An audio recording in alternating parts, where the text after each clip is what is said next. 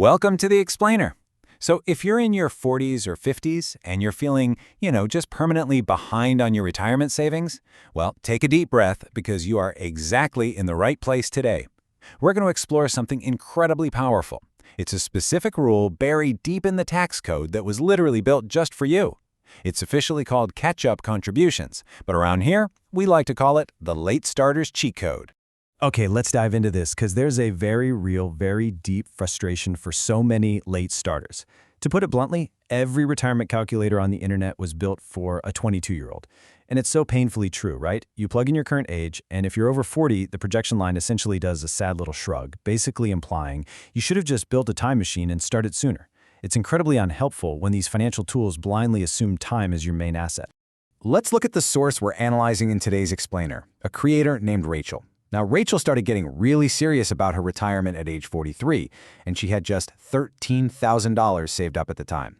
When she ran the traditional retirement math against a standard $1.75 million target, the calculator spat out a pretty depressing work-optional age, 76. Yep, 76 years old. The math looks so bleak she actually joked about having to work until she died at her cubicle. But I want to pause right here and ask you a critical question. Did you actually know about the 50 Club tax code? Really think about this for a second. Did you know that in the calendar year you turn 50, the legal limit of money you're allowed to put into your retirement accounts actually goes up, like by thousands of dollars a year? A huge portion of people out there are firmly in the did not know camp on this one, completely unaware of this massive lever they can pull. Now, we do have to be honest about the bad news first. Let's think about the reality of this comparison. Starting at 43 instead of 23 doesn't just mean you lose 20 years of your standard contributions. The real pain, and this totally validates exactly why you might be feeling behind, is that you lose 20 years of mathematical doubling, that beautiful compounding growth. It's a real mathematical loss, and unfortunately, there's no tax rule that completely erases it. But the system does hold a partial refund for those who know exactly where to look. So here's what that late start often looks like in day-to-day life. Let's break down the actual math. Our source currently has $35,800 in student loans, which demands a massive $1,800 every single month. Compare that to the smaller slice going toward retirement, just $1,415 a month. That's broken down into $625 to a Roth and $790 to a 401k with a company match. When you start late, your cash flow is almost always heavily tied up in debt, which leaves a much smaller slice of the pie for your future. This is exactly why it's absolutely crucial to understand the solution we have available to us. By definition, catch-up contributions are a rule starting the calendar year you turn 50, allowing contributions above the normal limits. Congress literally looked at late starters, realized they were severely disadvantaged by a lack of time, and built a bigger door specifically for them to shove money through. Let's dig into the specifics for the 2026 tax code. For workplace accounts, like a 401k or 403b, you get a massive $8,000 bump on top of the regular legal limit once you hit 50. For an IRA, whether it's Roth or traditional, it's an extra $1,100. Now, quick word of caution as we talk about these numbers. The IRS adjusts these figures almost every single year to account for inflation, so, don't go tattooing them on your arm. But this general framework is exactly what you need to keep in mind. And this brilliantly illustrates a brand new, highly specific piece of the puzzle under the Secure 2.0 Act. Picture this timeline for a second.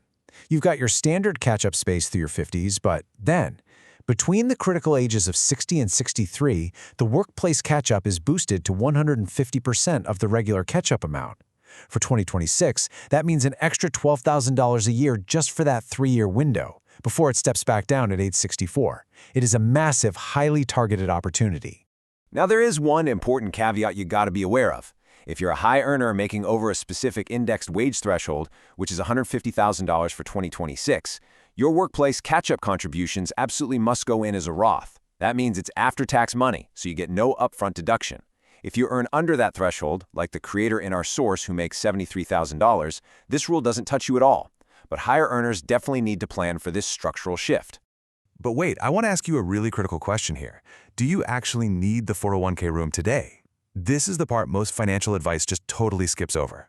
A significantly bigger limit is completely useless without the actual cash flow to fill it. It's like having a giant swimming pool with no water. Our source, for example, defers about $6,500 a year into her 401k. The standard limit is in the low 20,000s. That means she already has roughly $18,000 of ordinary, standard 401k room she isn't even using. She doesn't need a special rule to save more right now. She needs the cash flow. Time for a quick pattern interrupt with a bonus rule. If you happen to have a health savings account or HSA, the catch-up contribution does not start at 50, it actually kicks in at age 55, giving you an extra $1,000 a year currently. It's a totally different account running on a totally different age rule, so if you utilize an HSA, definitely keep that specific age milestone in your back pocket.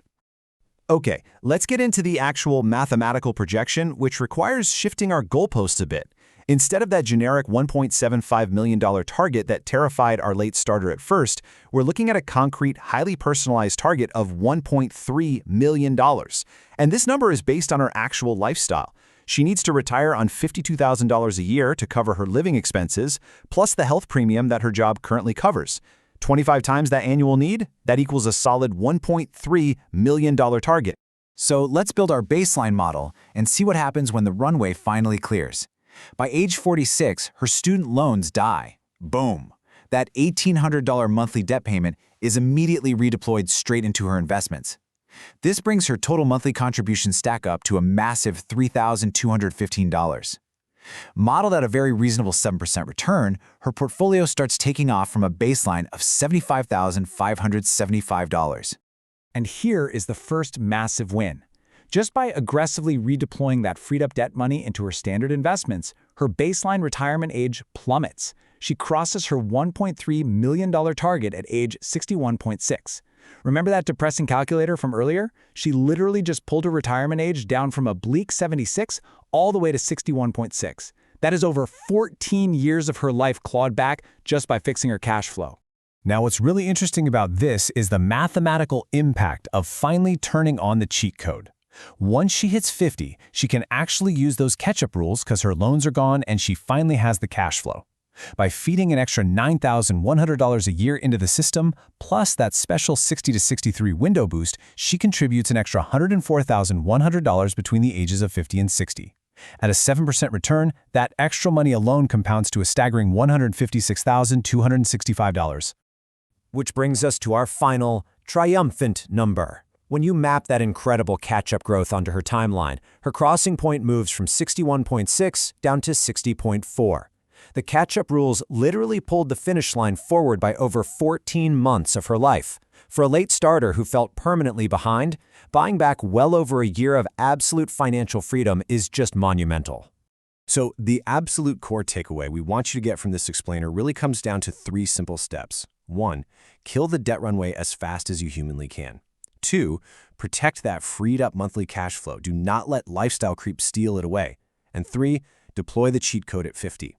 You see, the catch-up rule doesn't just rescue you on its own. It fiercely rewards those who spend their 40s deliberately clearing their financial runway so they were ready when that bigger door finally opened. Which leaves us with a final, really vital question for you to ponder. What will be paid off by the time you turn 50? Will it be the car, the student loans, the credit cards? Whatever financial obligation falls off your budget between now and then, that is exactly what funds your catch-up strategy. I challenge you to look closely at your cash flow today, make a strict plan to clear that runway, and get yourself ready to use this cheat code. Thanks so much for learning with us, and we will see you in the next explainer.